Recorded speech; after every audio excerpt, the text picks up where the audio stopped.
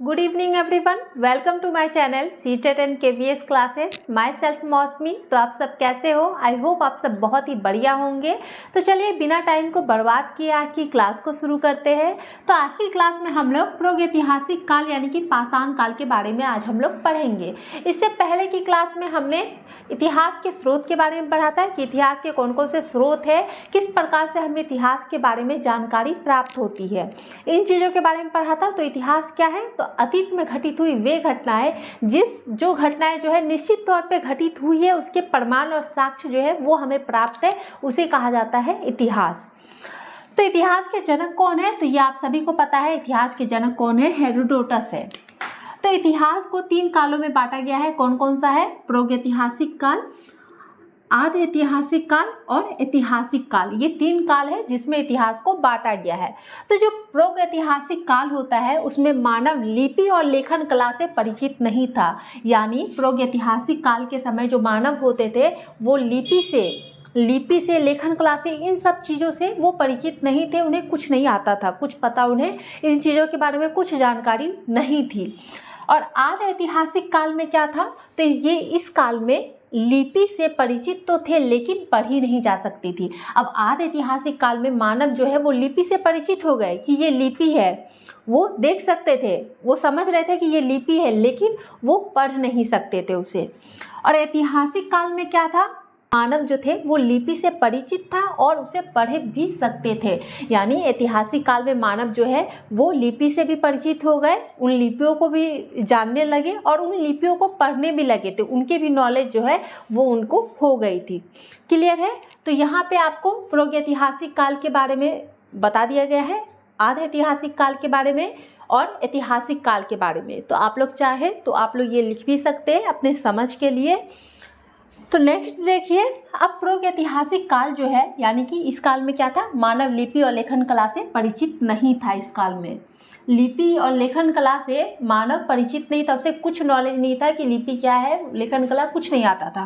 तो अब प्रागैतिहासिक काल को 2 भागों में बांटा गया है। कौन कौन सा है? एक है पाषाण काल और एक है ताम्र काल। क्लियर है? अब पाषाण काल जो है इसे 3 भागों में बांटा गया है। कौन कौन सा है? पूरा पाषाण काल, मध्य पाषाण काल और नव पाषाण काल। तो आज जो हमें पढ़ना है वो इन्हीं चीज़ों को पढ़ना है, पाषाण काल के बारे में, पूरा पाषाण काल के बारे में, मध्य पाषाण और नव पाषाण काल के बारे में आज हमें पढ़ना है। तो यहाँ देखिए, अब जो आद्य ऐतिहासिक काल है इसे हड़प्पा या सिंधु सभ्यता भी कहा जाता है। ऐतिहासिक काल को भी 3 कालों में बांटा गया है। कौन कौन सा है? तो वो है प्राचीन भारत में, मध्यकालीन भारत में और आधुनिक भारत में। ऐतिहासिक काल को किस में बांटा गया है? प्राचीन भारत, मध्यकालीन भारत और आधुनिक भारत। तो ऐतिहासिक काल है क्या? जिस समय मानव को लिपि की जानकारी हो गई थी और उसे पढ़ना भी आ गया था और लेखन कला की भी जानकारी जो है मानव को हो चुकी थी। क्लियर है? नेक्स्ट देखिए, प्रागैतिहासिक काल। तो इस काल में मानव किसी लिपि से परिचित नहीं था। यानी इस काल में प्रागैतिहासिक काल जो था उस समय मानव किसी भी लिपि से परिचित जो था वो नहीं था, किसी चीज़ की भी उसे जानकारी जो है वो नहीं थी, लिपियों की जानकारी उसे नहीं थी। तो इस काल के बारे में पता कैसे चला हमें?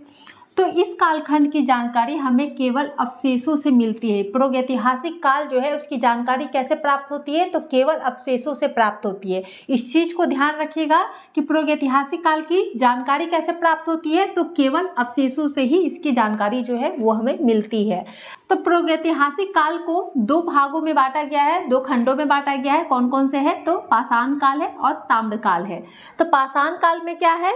तो भारत में सर्वप्रथम 1863 ईस्वी में रॉबर्ट ब्रूस फुट ने पाषाणकालीन सभ्यता की खोज की थी। किसने की थी पाषाणकालीन सभ्यता की खोज?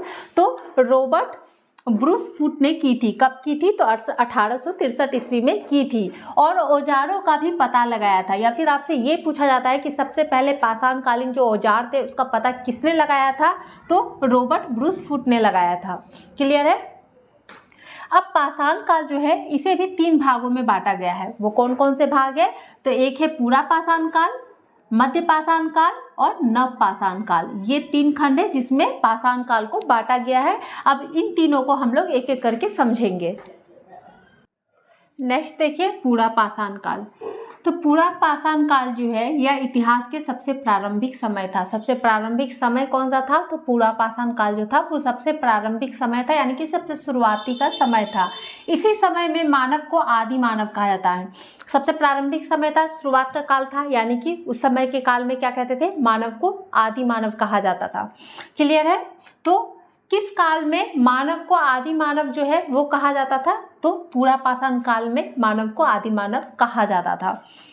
अब देखिए, इस काल में मानव का जीवन जो था वो अस्थिर था। शिकार करके वह भोजन का संग्रह करता था। मानव जो थे उस काल के, पूरा पाषाण काल के मानव का जीवन कैसा था? अस्थिर था, यानी कि वो एक जगह स्थिर नहीं रहते थे, एक जगह वो टिके नहीं रहते थे, वो शिकार करते थे। अब शिकार कर रहे हैं तो जरूरी है कि जहाँ जहाँ उन्हें जानवर मिल रहे हैं, जहाँ जहाँ उन्हें जो भी जानवर दिख रहे हैं वो वहाँ चले जाते थे। यानी एक जगह पे उनका कोई एक जगह पे ठिकाना नहीं था कि हाँ उनको यहाँ पे ही परमानेंट जो है वो शिफ्ट है, अब सब जगह से घूम के फिर उनको उसी जगह पे आना है, ऐसा कुछ नहीं था। वो शिकार करते थे, जिधर उनको जानवर मिलते थे, जिधर उन्हें भोजन का मिलता था कि वहाँ पे जानवर है तो वो वहाँ चले जाते थे। उनका जो ठिकाना था वो अस्थिर नहीं था। इस समय मानव की सबसे बड़ी उपलब्धि जो थी वो क्या था? वो था आग की खोज करना। सबसे बड़ी उपलब्धि, यानी आग का खोज जो है कब हुआ था? तो पूरा पाषाण काल में हुआ था। क्लियर है? इस चीज को ध्यान में रखिएगा कि पूरा पाषाण काल में आग का खोज हुआ था। पूरा पाषाण काल में मानव को आदि मानव कहा जाता था। उस समय जो मानव का जो जीवन था वो अस्थिर था, यानी कि स्थिर नहीं था, एक जगह वो टिके नहीं रहते थे। वो शिकार के लिए, वो अपने भोजन के लिए जानवरों के पीछे भागते थे और जहाँ पे उन्हें जानवर मिलते थे वो वहीं पे रहते थे और फिर वो दूसरे जगह जो है वो चले जाते थे। इस समय मानव पत्थरों के बड़े बड़े औजारों का इस्तेमाल शिकार के लिए करते थे। अब तो उन्हें तो उतना नॉलेज नहीं था, उन्हें लिपि का ज्ञान नहीं था, किसी चीज़ का नॉलेज जो है वो नहीं था। तो वो उस समय क्या करते थे? जो पत्थर होते थे उसके बड़े बड़े औजार बनाते थे और उसका इस्तेमाल किस लिए करते थे? तो शिकार के लिए करते थे। इस काल में मनुष्य ने सर्वप्रथम चित्रकारी करना प्रारंभ किया। अब क्या किया?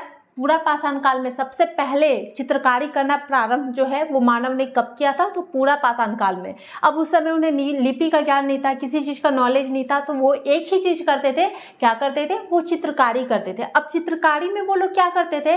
तो वो जानवरों के पिक्चर बनाते थे, क्योंकि जानवर तो उन्हें दिख रहे हैं, वो शिकार कर रहे हैं, जानवर उन्हें दिख रहे हैं, तो वो उसी तरह की पिक्चर बनाते थे कि एक आदमी जो है शिकार कर रहा है, जानवर जो है वो भाग रहे हैं, क्योंकि वो उस चीज़ को फील करते थे और उस चीज़ को देख रहे होते थे। क्लियर है? अब इसके जो है ये कहाँ मिले हैं, इसके पता कैसे चला है? तो भीमबेटका की गुफाओं में इस काल की चित्रकारी दिखने को मिलती है। यानी पूरा पाषाण काल की जो चित्रकारी थी, जो उस समय के जो मानव थे वो चित्रकारी जो बनाते थे, वो देखने को कहाँ मिलती है? तो वो भीमबेटका की गुफाओं में मिलती है। क्लियर है?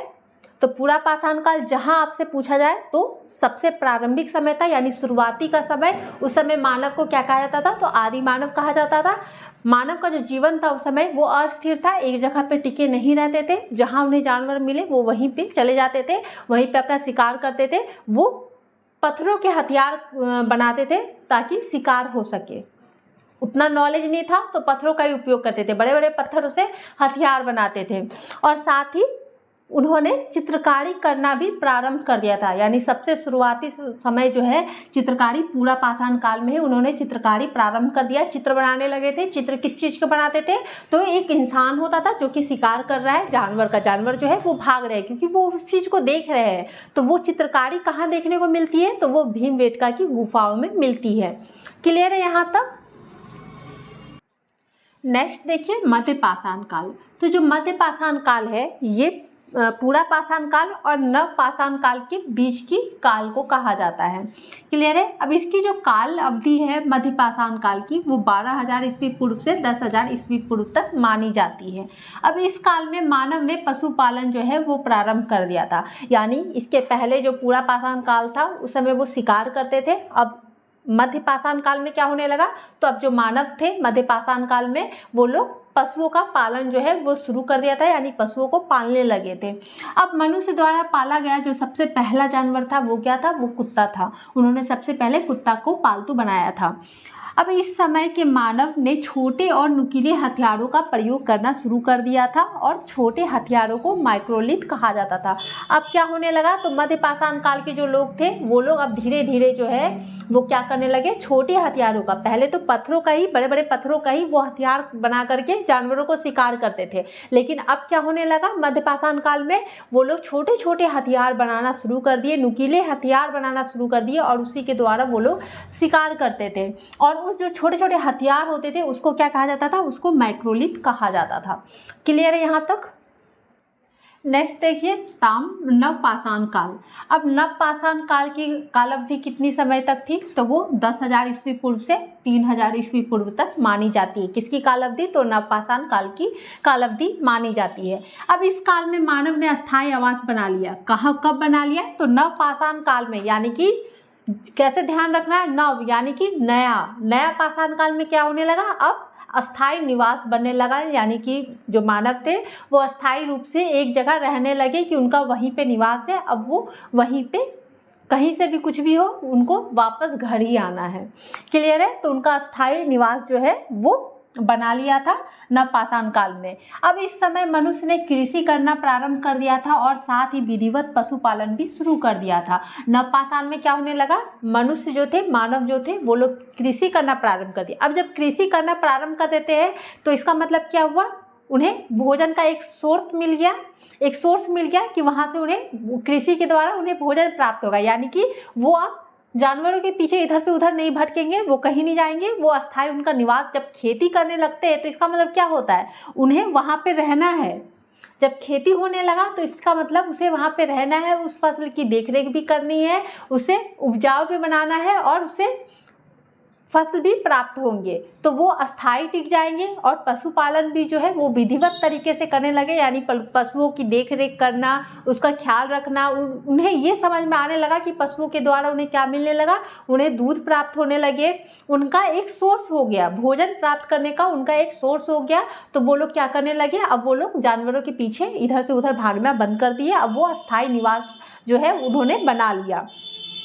क्लियर है। अब पहिए की खोज भी मनुष्य ने इसी काल में की थी। तो पहिए की खोज कब हुई थी, तो नवपाषाण काल में। कैसे ध्यान रखेगा, नवपाषाण काल यानी कि नया पाषाण, ठीक है, नया शुरुआत। तो उस समय क्या होने लगा, मानव जो है वो अस्थायी निवास यानी अपना घर बना के जो है स्थायी रूप से एक जगह रहने लगे। खेती भी प्रारंभ कर दिया। अब जब घर बन गया है तो क्या हो गया, खेती भी होने लगेगा ताकि घर में रह के उस खेती का देखभाल हो सके। पशुओं का भी विधिवत तरीके से पालन, विधिवत तरीके से यानी उसकी देख रेख करना, उसका भी ख्याल रखना अच्छे तरीके से, उन्हें हर चीज़ों जो है उन्हें देना। और साथ ही पहिए की खोज यानी कि अब इतना कुछ विकसित हो गया है तो क्या होने लगा, पहिए की भी खोज होने लगी। यानी कि नवपाषाण काल में क्या हुआ है, पहिए की खोज मनुष्य ने की थी। क्लियर है। तो इस पॉइंट को याद रखिएगा कि पहिए की खोज कब हुई थी, तो नवपाषाण काल में हुई थी। अब देखिए ताम्रपाषाण काल। तो ताम्रपाषाण काल जो है ये नवपाषाण काल के आखिरी समय से ही शुरुआत इसकी हो चुकी थी। यानी कि नवपाषाण काल का अंत हुआ और ताम्रपाषाण काल की जो है वो शुरुआत हो चुकी थी। तो इस काल में मानव ने तांबे की खोज कर ली थी। अब आपको ताम्रपाषाण काल से ही समझ में आ जाना चाहिए, जहां आपको ताम्र दिख जाए यानी कि तांबे की खोज जो है वो मानव ने कर ली थी। इस काल में मनुष्य ने पत्थरों के साथ तांबे के उपकरणों का भी उपयोग करना शुरू कर दिया था। अब ताम्रपाषाण काल में क्या हुआ था, मानव ने पत्थरों के साथ साथ तांबे के जो उपकरण होते थे उसका भी उपयोग करना जो है मानव ने शुरू कर दिया था। अब इनाम गांव जो है वो ताम्रपाषाण युग की सबसे बड़ी बस्ती थी। सबसे बड़ी बस्ती ताम्रपाषाण काल की कौन सी थी, तो इनाम गांव थी, जिसका संबंध किससे था, तो जौन संस्कृति से था। क्लियर है यहाँ तक। ताम्रपाषाण काल की शुरुआत कब हुई थी, नवपाषाण का अंत हुआ और ताम्रपाषाण की शुरुआत हुई थी। अब ताम्रपाषाण में क्या हुआ था, मानव ने तांबे की खोज कर ली। ताम्र से ही समझ में आ जाना चाहिए कि ताम्र जहां दिख जाए यानी तांबे की खोज हो चुकी थी। अब मनुष्य ने क्या किया, पत्थरों के साथ साथ, पत्थर के तो उपकरण यूज करते ही थे लेकिन अब उसके साथ साथ क्या करने लगे, वो लोग तांबे के उपकरण का भी उपयोग करने लगे। अब ताम्रपाषाण काल की जो सबसे बड़ी बस्ती थी वो कौन सी थी, तो वो इनाम गांव थी। क्लियर है यहाँ तक। अब नेक्स्ट कुछ इंपॉर्टेंट पॉइंट्स है जिसे आप लोग देख लीजिए। तो देखिए, सबसे पहले मनुष्य ने कौन सी धातु की खोज की थी? तो तांबे का। सबसे पहले कौन से जानवर को पालतू बनाया था? तो कुत्ते को पालतू बनाया था। सबसे पहले मनुष्य ने कौन से धातु की खोज की थी? तो तांबे की खोज की थी सबसे पहले मनुष्य ने किसकी खेती की थी? तो गेहूं और जौ। यानी सबसे पहले मनुष्य ने कौन से चीज़ों को उगाया था, किस चीज़ की खेती की थी? तो गेहूं और जौ की खेती जो है वो सबसे पहले हुई थी। अब सबसे पहले खेती जो है वो कहाँ से शुरू हुई थी? तो वो मेहरगढ़ से शुरू हुई थी। तो मेहरगढ़ बलूचिस्तान जो कि आधुनिक पाकिस्तान में है, मनुष्य ने सबसे पहले जो है वो कृषि की थी। यानी सबसे पहले कृषि का आरंभ जो है वो मेहरगढ़ से शुरू हुआ था, जहाँ पे गेहूं और जौ की खेती सबसे पहले की गई थी।